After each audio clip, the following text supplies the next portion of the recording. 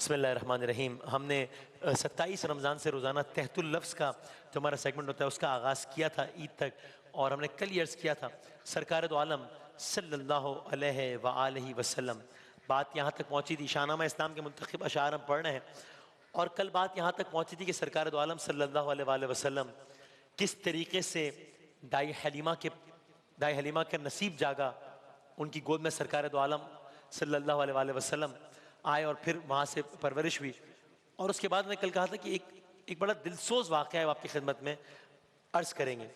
तो अब ये कि रसूल खुदा ने वहाँ सारा वक्त गुजार लिया दाई हलीमा के पास कबीला बनु साद में, और अब यहाँ से बात आगे बढ़ती है। और ये बहुत अच्छा इसलिए भी है कि इस बहाने इस वजह से हमें ये एजाज़ हासिल होगा आज मुमकिन आखिरी नशरियात में कि माँ को याद करें। हम आप सब भी कह रहे थे कि हमने इस नशरियात में अब तक माँ के उन्वान से बात नहीं की, और फिर सरकार की माँ। हम जब कहते हैं फ़िदा का अबी व उम्मी या रसूल अल्लाह, तो हमारे माँ बाप कुर्बान सरकार दो आलम सल्लल्लाहु अलैहि वसल्लम। तो आइए आज सरकार की वालदा का भी तस्करा करते हैं, और फिर आखिर में हम माँ के उन्वान से भी कलाम पेश करेंगे। कबीला बनु साद में सरकार दो आलम सल्लल्लाहु अलैहि वसल्लम वक्त गुजारा। अब क्या हुआ? अब रसूल अल्लाह सल्लल्लाहु अलैहि वसल्लम अपनी वालदा जनाब आमिना के पास वापस आए। जब विलादत हुई उसके बाद कबीला बनु साद गए, अब वापस अपनी वालदा जनाब आमिना के पास है, और उनके साथ मदीने के सफ़र पर रवाना हो रहे हैं। सरकार दो आलम है और जनाब आमिना है, और मदीने के सफ़र पर रवाना हो गए। सरकार दो आलम के वालिद की कब्र थी मदीना मुनव्वरा में, हज़रत अब्दुल्लाह की कब्र मदीना मुनव्वरा में थी। तो वालदा साथ हैं और वालिद की कब्र पर जा रहे हैं, और उस वक्त आपकी उम्र थी 6 बरस, और आपकी वालिदा का जो इंतकाल हुआ, जो आपकी वालिदा आपसे रुखसत हुई, जो इस दुनिया से गई, वो मदीने से वापसी के सफ़र में मकाम अबवा पर जनाब आमना का इंतकाल हुआ। तो कैफियत क्या थी? कैफियत ये थी कि काफिले में 3 अफराद थे। सरकार दो आलम थे, सरकार की वालिदा थी, और जनाब उम्मे ऐमन थी।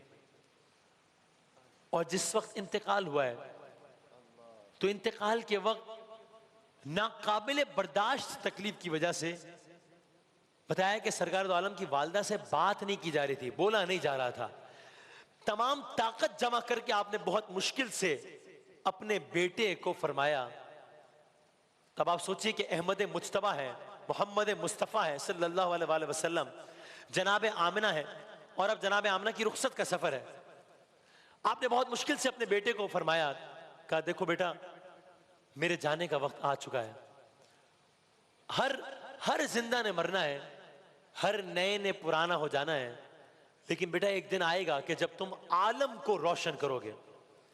बस आपने ये बातें कही और आपकी आंखें बंद हो गई। मलकाए दो जहान है मेरे नबी की माँ, मलकाए दो जहान है मेरे नबी की माँ, रहमत का साइबान है मेरे नबी की माँ। कहते हैं सारे बेटे अपनी माँ को अम्मी जान, कहते हैं सारे बेटे अपनी माँ को अम्मी जान। सोचो कि किसकी जान है मेरे नबी की माँ। सोचो कि किसकी जान है मेरे नबी की माँ। चची है मुर्तज़ा की दादी बतूल की, चची है मुर्तज़ा की दादी बतूल की, रखती ये खानदान है मेरे नबी की माँ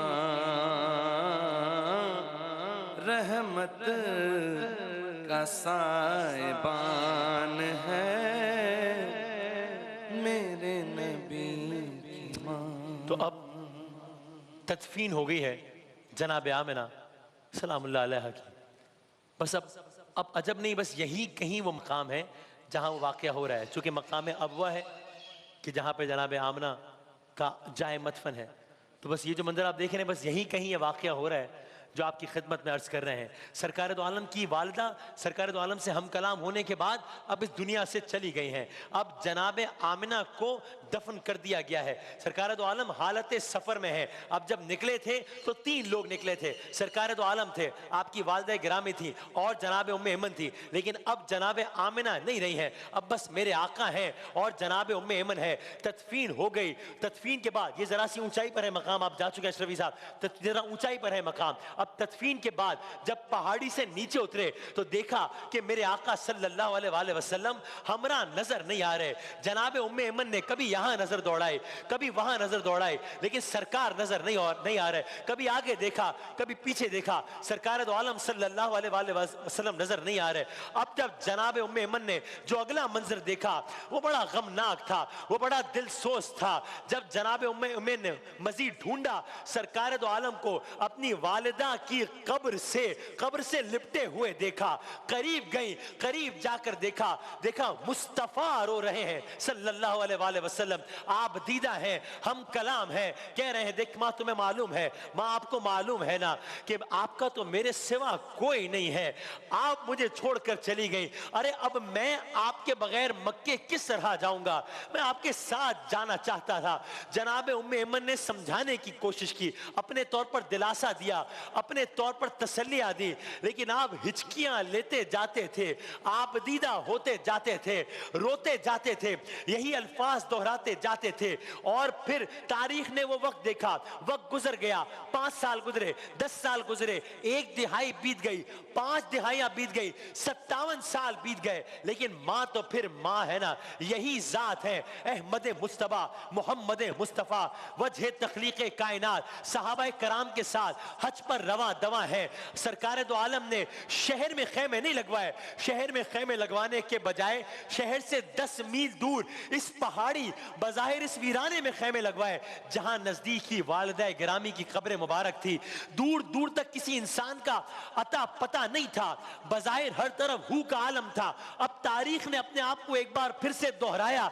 6 साल का बच्चा अब 57 साल का है, लेकिन एक मर्तबा फिर कब्र मुबारक पर गए, घुटनों में सर दिया, बैठे रहे, हिचकियां लेते रहे, आहोजारी करते रहे, माहौल पुरसोस कि 57 साल पुराना दुख एक मर्तबा फिर उरूज पर है। ये थी मेरे आका सल्लल्लाहु अलैहि वसल्लम की अपनी वालिदाए गिरामी से मोहब्बत, मलकाए दो जहान है मेरे नबी की माँ। और सुनिए कि हफीज जालंधरी साहब इस सारे मंजर को किस तरह बयान करते हैं। कहते हैं बयां लाजिम था सहराई वतन से घर में आने का, बयां लाजिम था सहराई वतन से घर में आने का, मोहम्मद के दोबारा दामने मादर में आने का, मदीने के सफर में माँ की हमराही बयां करता, पिदर के मतफने राहत से आगाही बयां करता, वफाते आमिना का हाल हसरत जा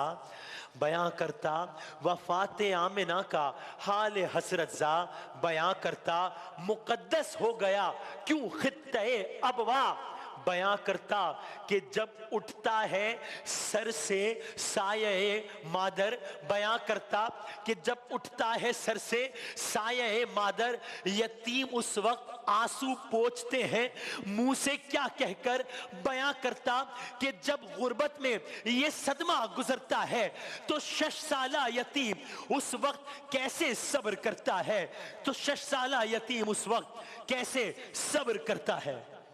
मीम से माँ का दामन मिला है, ये दुआओं का मस्कन मिला है, माँ का साया बड़ा मोहतरम है, माँ की आगोश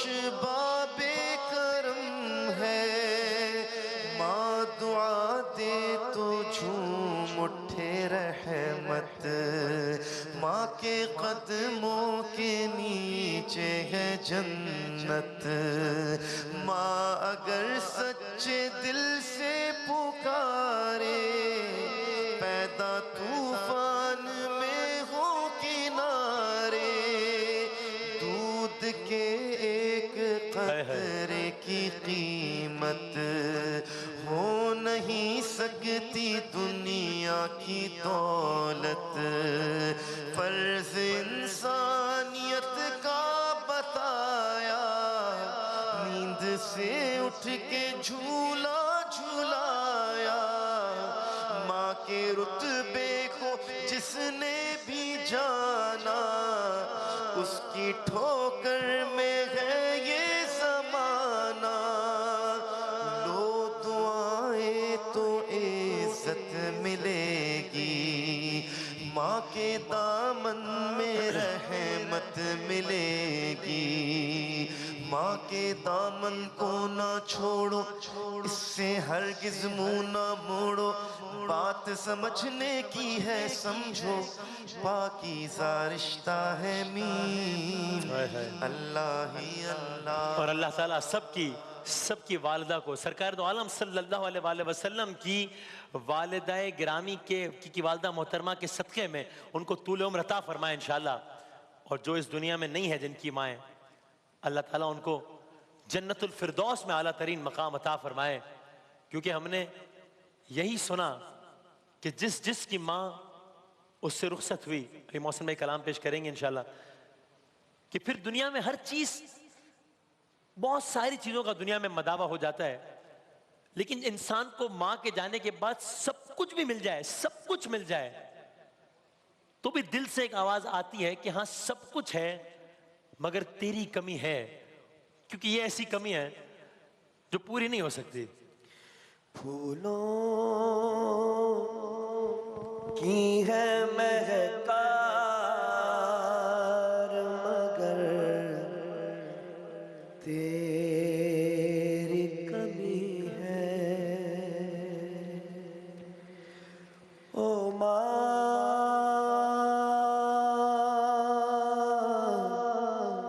मेरी माँ, ओ माँ प्यारी माँ। चिड़ियों की है चहकार मगर तेरी कमी है। किस्मत ने किया दौलते ममता से महरूम। किस्मत ने किया दौलते ममता से महरूम। दौलत का है अंबार मगर तेरी कमी है। रमज़ान की रौनक थी तेरे दम से तो बाला।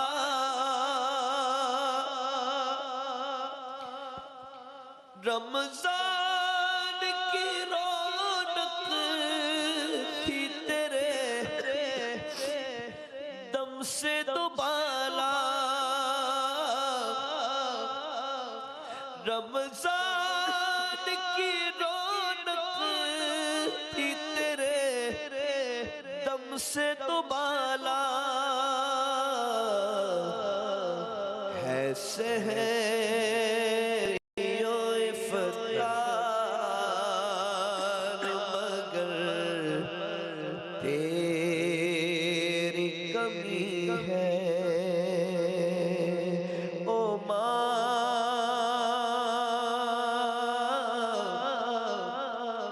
प्यारी माँ,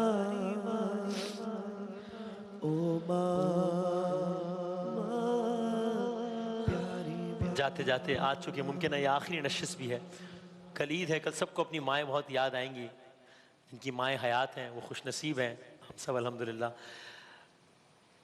और मैंने दौरान नशरियात मुझसे कुछ लोगों ने हुक्म दिया था लेकिन मैं पेश नहीं कर सका था और मेरा गला नहीं है अभी भी इस काबिल, लेकिन मैं एक शेर अपने तौर पे खिराज तहसीन पेश करने के लिए पढ़ देता हूँ। मुझे मासूमा साहिबा ने और बहुत सारे और माओं ने दरख्वास्त की है, और बस जब ये कलाम भी सुने तो अपनी, अगर आपकी माँ आपके आसपास है जब ये कलाम सुन रहे हैं तो ज़रूर उनका हाथ चूमिएगा, ज़रूर उनके पैरों को थामिएगा, और अगर इस दुनिया में नहीं है तो उनकी मग़फ़िरत की हम सब दुआ करते हैं कि अल्लाह ताला जन्नतुल फ़िरदौस में आला तरीन मकाम अता फ़रमाएँ। इसलिए कि माँ अपनी सारी ज़िंदगी औलाद के लिए वक़्फ़ कर देती है। सुकून कब पाती है? सुकून उस वक्त पाती है कि मौत की आगोश में जब थक के सो जाती है माँ, मौत की आगोश में जब थक के सो जाती है माँ, तब कहीं जाकर रज़ा थोड़ा सुकून पाती है माँ। फिक्र में बच्चों के कुछ इस तरह घुल जाती है माँ, नौजवान होते हुए बूढ़ी नजर आती है माँ। जाने कितनी बर्फ सी रातों में ऐसा भी हुआ, जाने कितनी बर्फ सी रातों में ऐसा भी हुआ। अरे बच्चा तो छाती पे है, गीले पे सो जाती है माँ। घर से जब परदेस जाता है कोई नूरे नजर, हाथ में कुरान लेकर दर पे आ जाती है माँ। और शुक्रिया शुक्रिया माँ का कभी हो ही नहीं सकता अदा, शुक्रिया माँ का कभी हो ही नहीं सकता अदा। यहाँ एक माँ आई थी अभी पिछले दिनों जिन्हें उनका बेटा ओल्ड एज हाउस में छोड़ गया था। उस माँ ने बताया कि बेटा इतने साल, इतने दिन, इतने महीने और इतने घंटे हो गए कि वो छोड़ गया है। वो छोड़ गया था, वो धुतकार गया था। वो माँ कहती है कि 3 दिन बाद उसकी सालगिरह है, मैं उससे दरख्वास्त करती हूँ, मुझसे बात भी नहीं करता, नंबर उसने ब्लॉक किया हुआ है, अपनी सालगिरह वाले दिन ही फ़ोन कर ले मुझे। और खुदा की कसम जब मैंने उससे पूछा कि माँ जी आपको बच्चे की सालगिरह याद है? उन्होंने कहा हाँ बेटा मैं कैसे भूल सकती हूँ, ये वो बेटा है तो छोड़ गया है। और मैंने कहा माँ जी आपकी सालगिरह कब है? उसने कहा बेटा ये याद नहीं है मुझे, अपनी सालगिरह याद नहीं है उसको, उस बच्चे की सालगिरह याद है जो धुतकार गया है, जो छोड़ गया है, अपनी सालगिरह याद नहीं है। मैंने उससे कहा माँ जी अगर फोन करेगा तो माफ कर देंगी? तो कहती है बेटा नाराज हूं तो माफ करो ना, मैं तो नाराज ही नहीं उससे, मैं नाराज ही नहीं उससे, बस मैं तो दरखास्त कर रही हूं अगर बात कर ले तो ये है माँ। तो बस शुक्रिया हो ही नहीं सकता कभी माँ का अदा। अरे मरते मरते भी दुआ जीने की दे जाती है माँ। मौत की आगोश आगोश में जब थक के सो जाती है माँ।